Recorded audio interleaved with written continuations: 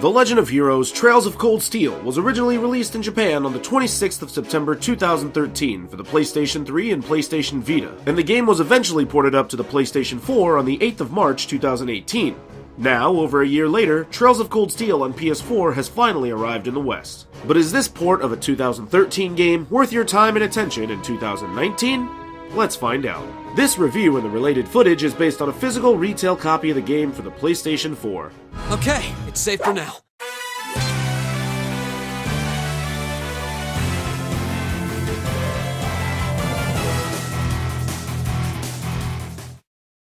Upon release, Trails of Cold Steel was lauded for its intricate combat and enjoyable social mechanics. However, both the PS3 and Vita versions of the game were plagued with frame rate problems, and the Vita version also sported some rather unfortunate load times. These faults did not completely undermine the game's playability, but they were annoying to say the least. Trails of Cold Steel on PS4, however, rectifies these issues nearly completely. The game ran well through most of the story, sitting at a consistent 60 frames per second and 1080p resolution. There were some moments towards the end of the game where a few frames were dropped, but the frame drop was so minuscule that it was only really noticeable if you were looking for it. On the PlayStation 4 Pro, Cold Steel boasts a consistent 60 FPS with 4K resolution, which really enhances the visual appeal of the game. However, it is very markedly a port of a last-gen/Vita game, as there are times where objects and/or character models will clip through one another, as well as some lower resolution textures peppered throughout the environment. Regardless, the game looks sharp and runs well, with the PS4 Pro features being a great inclusion. What few hiccups exist are not substantial in the slightest, though select players may still be bothered by them. Audio-wise, Trails of Cold Steel on PS4 has good, if somewhat unimpressive, music. Again, this is likely due to the original game being made for the Vita. Some musical loops are rather short, and most songs are pretty simple in nature compared to the sweeping scores heard in its console JRPG contemporaries. However, games like Neon Falcom's own Ys 8, which was also on the Vita, still managed to feature great music, so it's a shame that Cold Steel didn't follow suit. As a result, these issues carry over into the PS4 version. While there are a few standout songs on the soundtrack, these are more the exception than the rule. Still, the score is effective in augmenting the action seen and experienced on screen, and at the very least, it's never offensive to the ears. In terms of voice acting, the PS4 version features additional English dialogue compared to the previous console versions of Cold Steel. The PS3 and Vita versions only featured partial English voice acting and no Japanese voiceover option. The PS4 port, however, follows suit to the PC version, featuring an additional 50% of English dialogue and the inclusion of Japanese audio for good measure. These are both great additions, and while the game's dialogue still isn't completely voiced, all of the plot-relevant scenes feature voice acting. I dabbled with both the English and Japanese language options and ended up sticking to the English option. Both languages had great voice acting, but I stayed with English because I personally thought many characters had more fitting voices in the English dub. However, overall, while Trails of Cold Steel's audio has its highlights in both music and voice acting, it's still the weakest aspect of the game. Conversely, one of the strongest aspects of Cold Steel is the gameplay. Combat is turn-based and features a 4-person party. However, most chapters will have 5 or 6 party members available for use. This is because players will sort available characters into active party members and supporting party members. During combat, characters can be switched between the active party and supporting party on any given turn, and immediately perform an action at the cost of having to wait longer to attack again. This allows players to get a fresh perspective on the fight without going so far as to being exploitable. Active party members and supporting party members both earn the same amount of experience points, which is a subtle but highly welcome detail. In addition to the health meter, there are 2 other meters, the EP meter and the CP meter. EP is spent when characters use arts, which are Cold Steel's version of magical spells. Arts are attached to quartz, which come in 2 varieties, standard quartz and master quartz. Both quartz types function similarly to the materia system seen in Final Fantasy VII and must be equipped to grant arts. Master Quartz, however, is the primary quartz equipped to a character and grants that character both immediate access to certain arts as well as Master Quartz specific bonuses, such as earning additional experience points or entering combat with certain buffs in effect.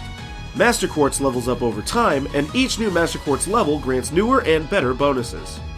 On the other hand, CP is used for both crafts and S-breaks. Crafts are powerful techniques that are exclusive to each character and function mostly the same as arts. However, using crafts costs CP, and CP is also used for the game's super attacks, known as S-breaks. When a character has at least 100 CP, they can use their S-break attack, which deals massive damage to foes at the cost of the entire CP pool. If the CP meter is at maximum capacity, or 200 CP, the S-Break does additional damage. To top it all off, S-Breaks can be used at any time, regardless of turn order, which makes them ridiculously useful in boss battles.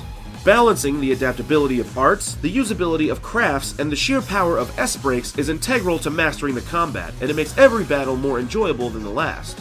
Arguably the most important aspect of combat, however, is the usage of link skills.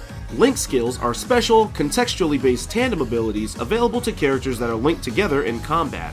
The types of link skills available to linked characters is dependent upon how strong their relationship is at that point of the game. Players can and should strengthen the bonds between party members by engaging in activities together outside of combat. This is how the social mechanics of Cold Steel tie together with the battle mechanics of Cold Steel. Outside of combat, each chapter generally plays out the same. You'll have a few quests to do around the hub area of the game, and then you'll have a free day, where you have a finite amount of time to spend with party members and/or supporting cast members. I recommend spending time mainly with other party members, as their relationships are tied to combat and thus have the most impact on the rest of the game. This is also to the story's benefit, as spending time with any character is imperative to fleshing out that person's backstory, motives, and personality. After your free day is over, the party will then be sent to a new location, wherein the main story will continue. New to the PS4 version of the game is the Turbo mode. By pressing the L2 button, players can switch the game speed into Turbo mode, which doubles exploration speed and quadruples combat speed. This makes any backtracking, grinding, and general side questing much more digestible, and overall it's a great addition that really bolsters the game's quality of life. Having so many systems and meters to keep track of may sound daunting, but Cold Steel does a fantastic job of steadily introducing new mechanics to the player, and every mechanic ties together in a way that is incredibly intuitive. Without a doubt, Trails of Cold Steel features some of the richest, most rewarding gameplay experiences of any turn-based RPG. Truly, the game's strongest point is its incredibly deep and interwoven story. Trails of Cold Steel is the latest sub-series in the Legend of Heroes chronology, and unlike JRPG mainstays like Final Fantasy or Persona, the Legend of Heroes features an overarching narrative across all its sub-series. Each sub-series is set on the continent of Zemoria, with the Trails of the Sky trilogy set in the kingdom of Liberl, and the two Japan-only titles set in the region of Crossbell. In both the Liberl trilogy and the Crossbell duology, the military empire of Erebonia is painted as a cartoonishly evil force, aggressively expanding its territory and annexing neighboring regions into its own in a feat of manifest destiny. Trails of Cold Steel, however, is set within the Erebonian Empire itself, and does wonders to humanize the once vilified Erebonian people.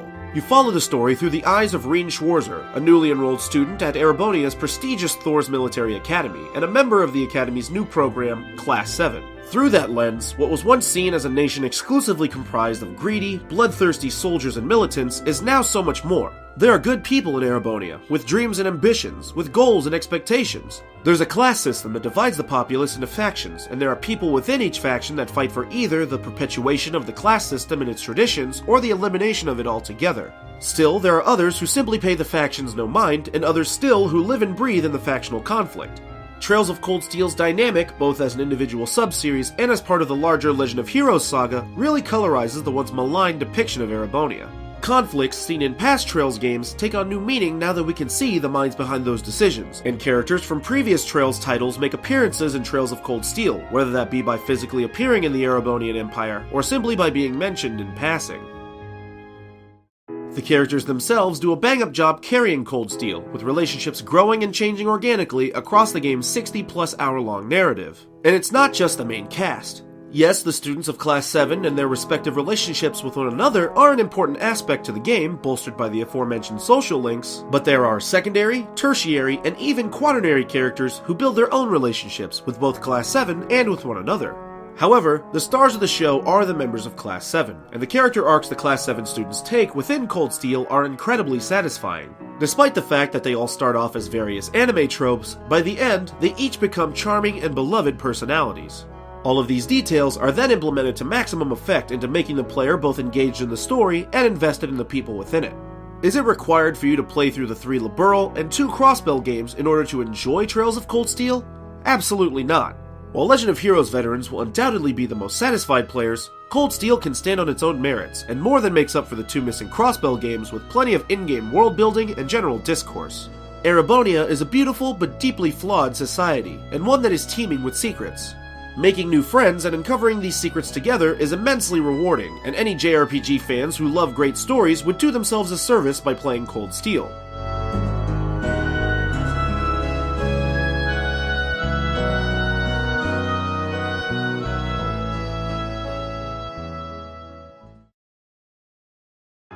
At $49.99, Trails of Cold Steel is a bargain given the depth and complexity of everything in the package.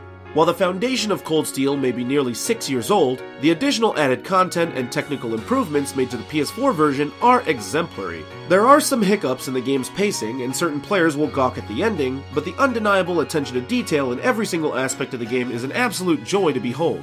And yes, it's only the first part of a 4-part story, but that's the beauty of it. There are 3 more games on the way in the story of Class 7 and its allies. I, for one, can't wait to play more. The Legend of Heroes, Trails of Cold Steel is an excellent JRPG that is more enjoyable now than it was before, and it earns an 8.5 out of 10. If you've already played Cold Steel, tell me in the comments whose social link was your favorite. Mine was Emma, but I liked Laura and Gaius a lot too. In any case, please like, subscribe, and share the video with your friends. There are some links up on screen right now, including my review of Dragon Quest XI, which I'm very proud of, so please give that one a look. Thanks.